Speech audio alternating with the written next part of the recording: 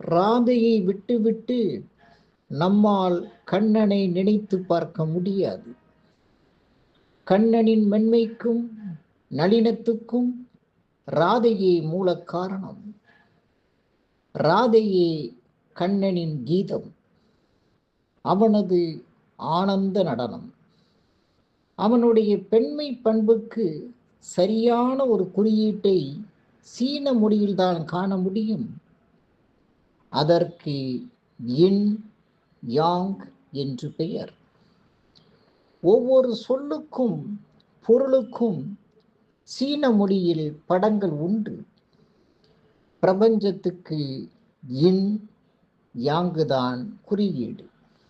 ஒரு வட்டம், அதில் சுற்றுக்கோட்டில் ஒரு வெள்ளை மீனும் ஒரு கருப்பு மீனும், ஒரு மீனின் வாளை இன்னொரு மீன் கவ்வியபடி இருக்கும்.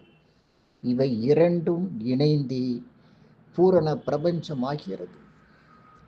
அரை வட்டம் வெள்ளை மீன், மீதம் அரை வட்டம் கருப்பு மீன். வெள்ளை மீன் யாங், இயற்கையின் ஆண் தன்மையையும், கருப்பு மீன் யின், பெண் தன்மையையும் கொண்டுள்ளன. இவை இரண்டும் இணைந்து எல்லாவற்றையும் படைக்கின்றன.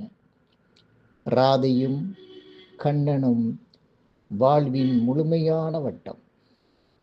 கண்ணன் ராதையிடம் இருந்து பிரிந்தால் சாரமற்று போவான் என்கிறார் ஓஷோ. நன்றி, வணக்கம்.